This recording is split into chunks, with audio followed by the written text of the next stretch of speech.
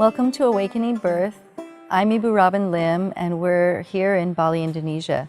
It's really my honor today to introduce to you my dear friend and midwifery colleague, Deborah Flowers. Deborah has traveled all the way here from the Tennessee farm, where she's one of the midwives in the Farm Midwifery program. Deborah, I'd like to ask you, how did you become a birth keeper? What made you decide on midwifery? Well, I think there were several things in my life that kind of led me in that direction.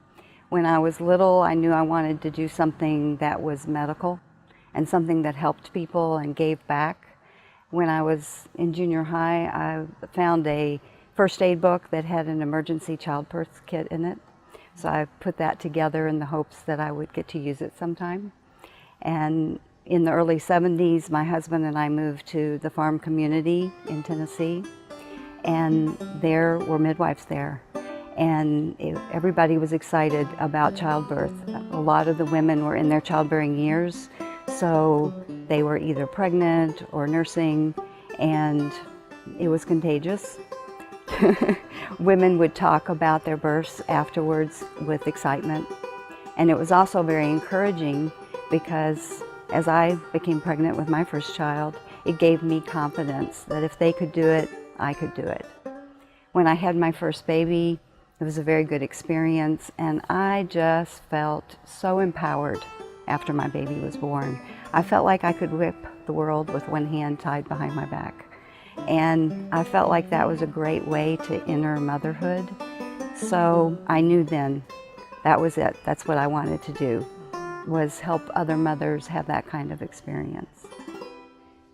And now it's my honor to introduce Ibu Robin, someone that I've admired for many years. So tell us, how did you get started in midwifery? Thank you, Deborah. By the time I really began to become a midwife, I had already had 5 children. So I was already a mother who had experienced really beautiful home births. Because I was blessed with those experiences, I knew what was possible. And at the same time, during those years, my sister died of a complication of her 3rd pregnancy. Now, she had insurance. She was in the United States of America, and she was in the care of an OBGYN. I've always felt that was a preventable death, and what was born from that loss and that grieving was a commitment to do whatever I could to help mothers and babies and families so that other people wouldn't lose their sisters. At the time that I actually became a birth keeper, I started to attend births. I was living in a rural part of Bali, Indonesia, and the leading cause of death here was hemorrhage after childbirth. Bumi Sehat really believes that we need our good medical skills as midwives. There are doctors on board, and there are holistic doctors such as acupuncturists and such. We really try to balance good medical skills with respect for nature, married with our spiritual faith, I guess, is what has made Bumi Sehat a really strong and loving place. I think our biggest strength is love. Robin and I crossed paths about 6 years ago.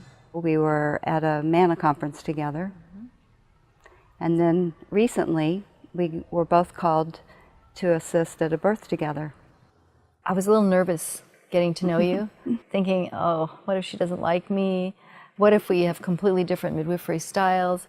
And then I found right from the beginning, we just seemed to get along perfectly. And when we were called to work together to receive a baby, we really resonated on our midwifery styles. I felt like places where I didn't have enough skill, you have that skill. It really became obvious that the two of us together had a potential to catalyze something to bring birth to a new awakening. I've heard women say that when they go to the hospital, they feel like their body is not theirs anymore, that it belongs to the doctors in the hospital, and that they would like to be more involved in decision-making about the birth process. And I think this awakening that we're talking about is that women are getting in touch with that inner knowing that all women have. Some people call it intuition. And as a midwife, I've always paid attention to a woman's intuition. And when she tells you something is happening, you need to listen. And just listening also gives back her power. This is always a shock when our midwives at Bumi Sehat say to the mother, "You're the boss. You make the decisions with us. We will help you as much as we can to make a wise decision, but in the end, it's your decision." For me, the most important thing that I feel like I can give a mother when she's expecting a baby and during the actual labor and the birth and in the postpartum time is I need to say to her, "I believe in you." Awakening Birth is your safe space where you can come and visit, you can share, you can ask questions, and we'll try our best to listen to you and to share evidence-based knowledge with you all about your pregnancy, birth, and the wonderful time postpartum and breastfeeding. Let's wake up! You're having a baby.